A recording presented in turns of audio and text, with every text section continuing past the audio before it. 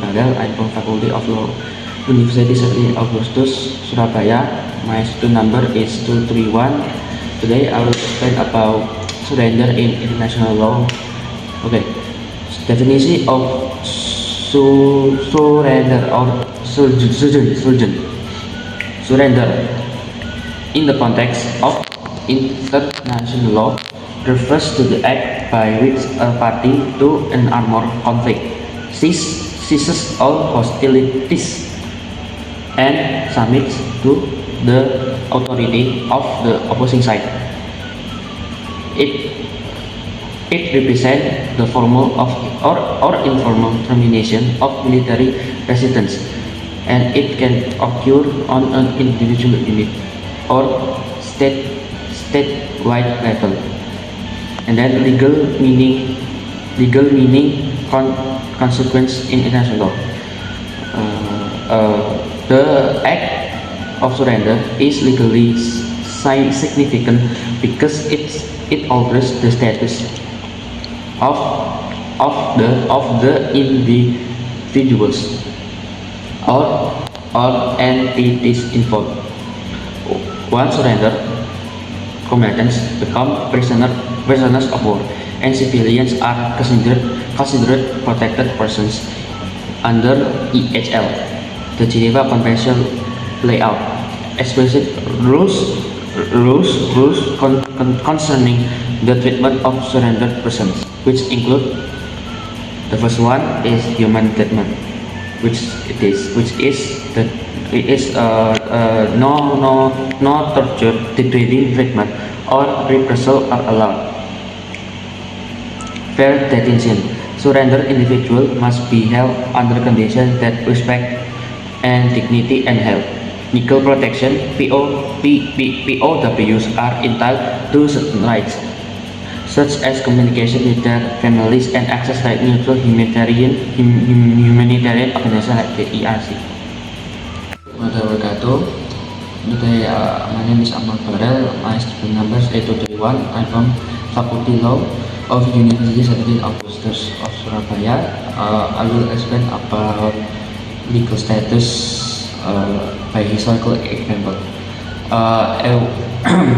Explain it a well-known example of surrender in international law is Germany's unconditional surrender on May 7, 1945, which marked the official end of World War II in Europe. This surrender brought with application of post-war occupation laws, disarmament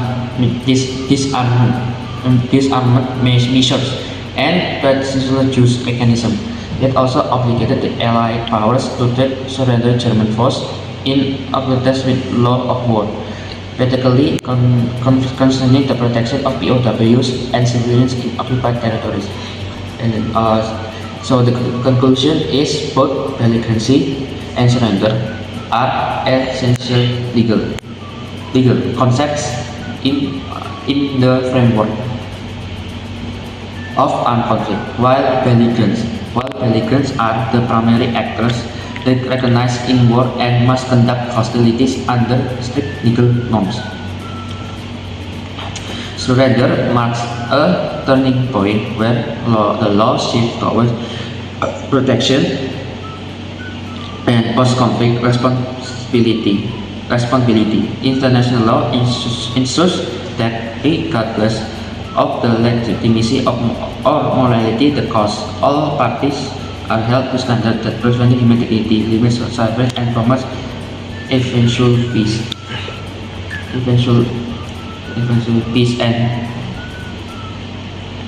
and reconciliation. Under international humanist law, a belligerent is party in armed conflict with each one. Alternates has a clear military command structure. 2. Territorially present control part of state's territory. 3. Such that conflict acts in prolonged armed conflict. 4. Full war rules. Complies with the laws of war like Geneva Convention. If a group meets this criteria, it makes the Grand Belgrade status meaning. It becomes a subject of international law. This conflict may quality as lawful striker of prisoner of war is captured. Its actions are thus not under criminal law but under the law of armed conflict.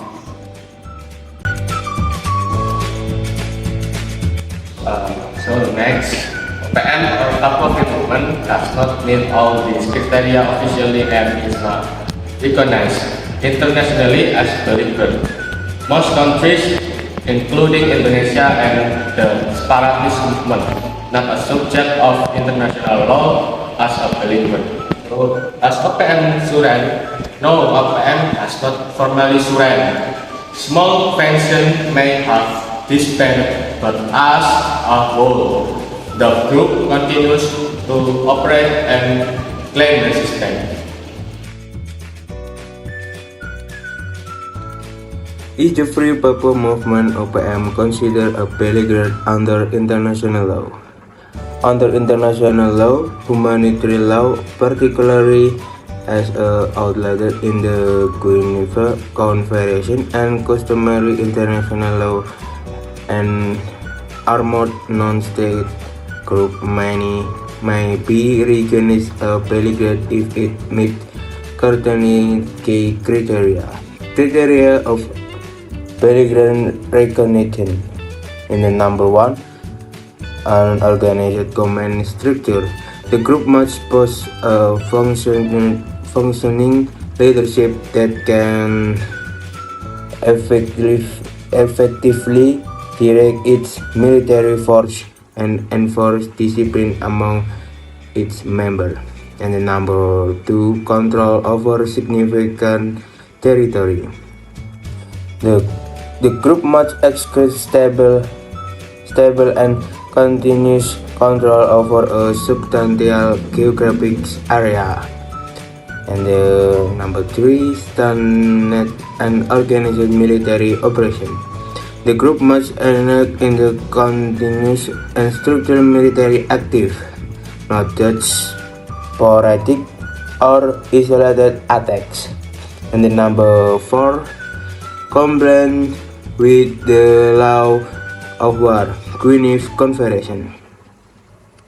They include raping, civilian protection, human treatment of prisoners, and avoiding prohibit method of warfare.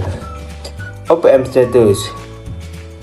The Free OPM movement, the Free Papua Movement OPM, does not fulfill all these conditions. Its command structure is formatted with multiple functions, operating independently rather than under centralized control. And it does not maintain consistent control over any significant territory within Indonesia. It actively concerns much of internet attacks rather than standard military campaigns. There is reliable evidence that OPM constantly abided by the law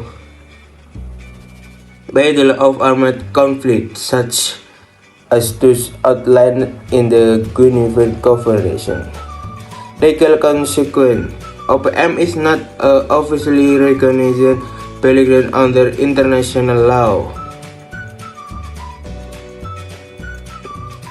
Its review in the non-international armed group or internal separative movement. Most states, including Indonesia and international organizations such as United Nations, regard OPM as a domestic inquiry rather than a legitimate party to international armed conflict. In the Number 2, has the Free Papua movement is surrendered? The answer is no. The OPM has not formally surrendered to the Indonesia government. With some function or individual member have laid down their arms or accepted government Azmi program. The organization as a whole continues to operate. Several armed wings of OPM, most notably the Vietnam Papua National Liberation Army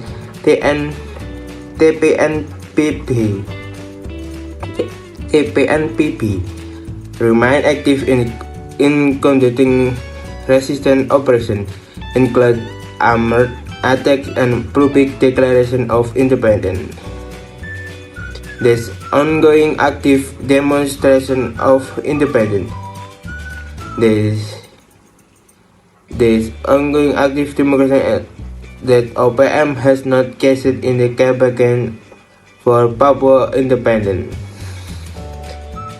In the conclusion, in the number 1, the Papua Free Movement OPM is not recognized a belligerent under international law because it fails to meet military legal standards, such as counter-terrorism command, territory control, sudden military action, and the compliance with humanitarian law. In the number 2, it remains classified as not state armed group involved in a internal conflict and is not subject of international law with the same standing as a state or recognized belligerent party. And the number 3, despite lacking official recognition or legitimacy under international law, OPM has not surrendered and its resistance active continues, albeit in a fragmented and localized manner. Thank you. Today I am explain about OPM and freed from international law. Number 1 is OPM or Free Papua Movement. Definition: the Free Papua Movement or OPM is a separatist organization that aims to achieve independence for the Papua region from the Republic of Indonesia. It was founded in 1965. Shortly after the controversial integration of West Papua into Indonesia, and has since engaged in various forms of political and armed resistance. Objective: to secure Papua formerly known as West Irian from Indonesia. Number 2 is to establish an independent national Republic of West Papua. That is historical background. Papua was integrated into Indonesia following the Act of Free Choice or PPRA in 1969. The Act involved select Papua representative voting under supervision, with critics argue the process was manipulated and not genuinely democratic. Since then, the region has experienced continuous tension, with Papuan independent advocates facing military suppression and human rights concerns. Next is structure and methods. Political wing. OPM work to international advocacy bodies such as United Liberation Movement for West Papua or ULMWP, with 6 diplomatic recognition for West Papua independence. Military wing. The West Papua National Liberation Army act as the armed faction of the OPM and has been involved in clash with Indonesia's security. Destination in 2021, the Indonesia government officially designated OPM and its affiliate group group as terrorist organization, labeling their action as threat to national sovereignty.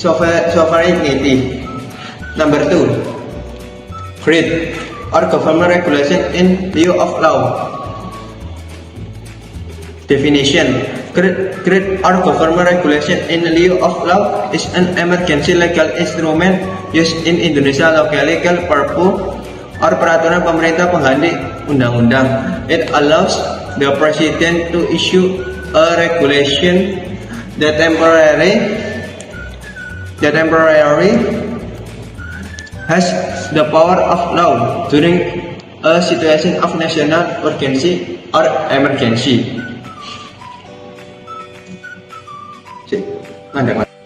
Next is key characteristic. Number 1, temporarily substitutes of a formal law or UU. Number 2, must be submit to the DPR or People Representative Council in the next session. Number 3, if approved, the purpose become a valid law. Number 4, if rejected, it must be revoked or annulled. Example of greed in practice. Number 1 is Perpu number 1 2020 issued during the early stage of the COVID-19 pandemic to respond to the urgent fiscal and financial needs. Number 2, Perpu number 222 replaced the job creation law after it was declared constitutionally unconstitutional by the Constitutional Court due to procedural flaw.